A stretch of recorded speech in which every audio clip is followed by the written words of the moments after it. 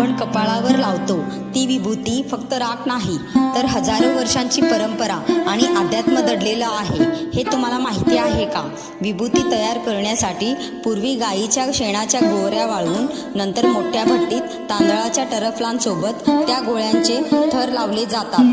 विशेष मंत्र आणि अग्निसंस्कारांनी त्या राखेला शुद्ध करून तयार होतं पवित्र विभूती. पण तिचा अर्थ फक्त इतकाच नाही.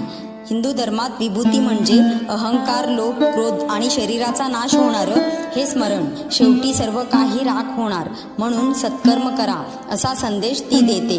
काही अघोरी आणि साधू स्मशानभूमीतील राख वापरतात, पण भगवान शिवाच्या अंगावर दिसणारी भस्म हीच विभूती मानली जाते. म्हणून शिवभक्तांसाठी ती अत्यंत पवित्र असते. कपाळावर लावलेली 3 रेघा म्हणजे मन, बुद्धी आणि अहंकार यावर नियंत्रणाचं प्रतीक मानलं जातं.